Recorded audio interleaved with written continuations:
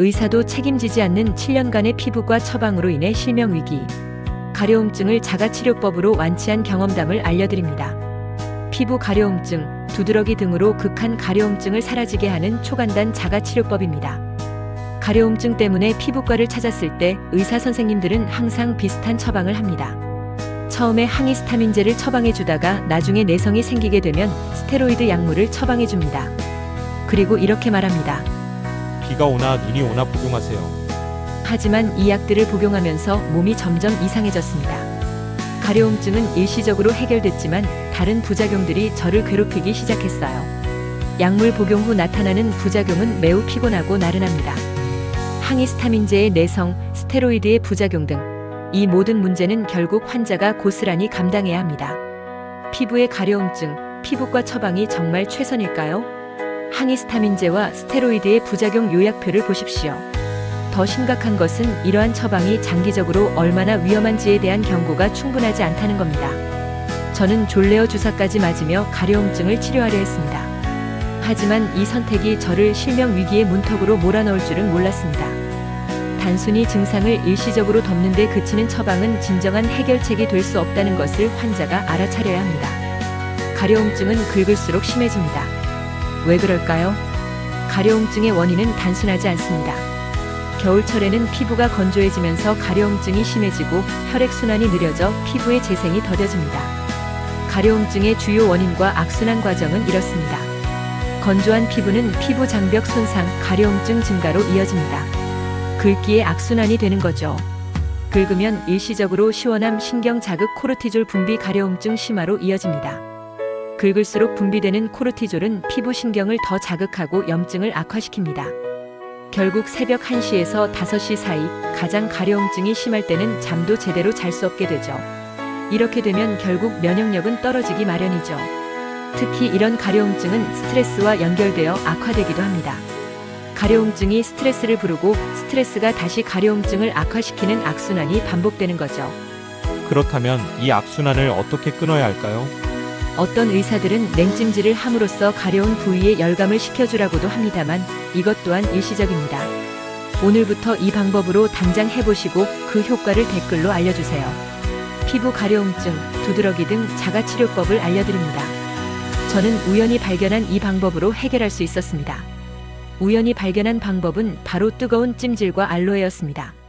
이 방법은 피부과 처방 없이도 극심한 가려움증을 완화할 수 있었죠.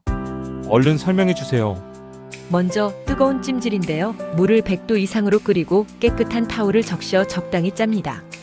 물기를 조금 남겨놓는 정도로 짜고 너무 뜨거우면 공기 중에서 조금 식힌 다음 피부에 대고 찜질을 합니다. 피부의 따가운 증상이나 통증이 사라질 때까지 찜질을 합니다. 이는 혈액순환을 촉진하고 신경을 진정시키는 데 매우 효과적입니다.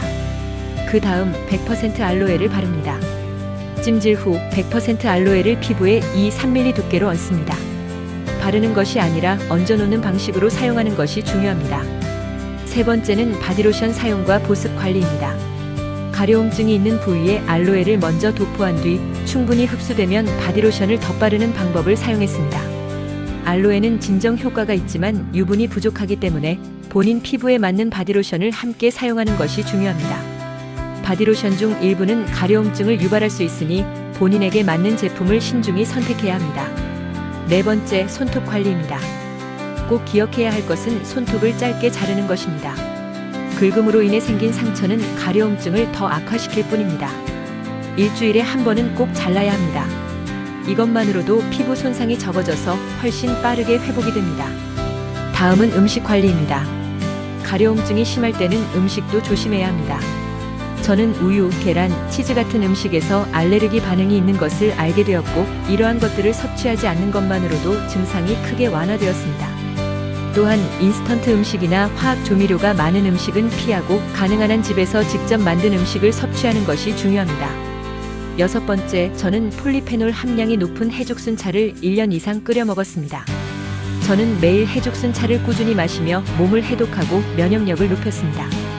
특히 해죽순 꽃봉오리로 만든 차는 항염 효과가 뛰어나 가려움증 완화에 도움이 되었습니다. 1년 이상 꾸준히 마시면 반드시 가려움증이 점점 완화되는 것을 느끼실 겁니다. 7번째는 종합 비타민, 미네랄, 유산균, MSM 섭취입니다. 가려움증 완화와 피부 건강을 위해 종합 비타민과 미네랄을 챙겨 먹는 것이 중요합니다. 유산균은 장 건강을 개선하여 면역 체계를 강화해 줍니다. MSM 유황 화합물은 염증 완화와 피부 재생에 도움을 줄 수 있습니다. 8번째, 스트레스 관리입니다. 스트레스는 가려움증을 악화시키는 주범입니다. 명상이나 가벼운 운동, 충분한 수면을 통해 스트레스 원인을 줄이려고 노력했습니다. 끝으로 자연치료법을 알려주는 전문 의사와의 상담입니다. 마지막으로 내과 전문의나 한의원에 방문하여 자신의 몸 상태를 주기적으로 체크하는 것도 중요합니다.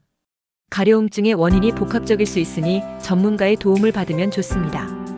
이를 통해 자신의 건강 상태를 확인함으로써 더 신경을 쓰게 되는 거죠. 웬만한 질병은 자연에서 나는 음식을 통해 내 몸을 만들어가는 것이 가장 빠른 지름길입니다. 제가 직접 시행한 이 방법은 단순하지만 놀라운 효과를 보여줬습니다. 무엇보다도 가려움증으로 인한 고통에서 벗어나게 해줬죠. 제가 이 방법을 실행한 뒤 가려움증에서 완전히 해방될 수 있었습니다. 밤에도 편안히 잠을 잘 수 있었죠. 뜨거운 찜질을 처음에는 아침, 저녁으로 하다가 시간이 지나면 하루에 한 번, 나중에는 2, 3일에 한 번으로 줄어들게 됩니다. 집에서 누구나 할 수 있는 가려움증, 두드러기 등 자가치료법 어떠신가요? 여러분도 이 방법을 꼭 시도해보세요. 시원하고 개운해져서 푹 주무시게 될 겁니다. 물론 모든 사람에게 완벽한 해결책은 아닐 수도 있겠으나 타올의 온도를 적절히 조절하여 반복하여 하시면 반드시 좋아지게 됩니다. 저처럼 수년간 고통받았던 분들에게 작은 희망이 되길 바랍니다. 여러분도 효과를 보셨다면 댓글로 경험을 나눠주세요. 다음에도 더 좋은 영상으로 찾아뵙겠습니다. 모두가 건강해질 바라면서 이만 마치겠습니다.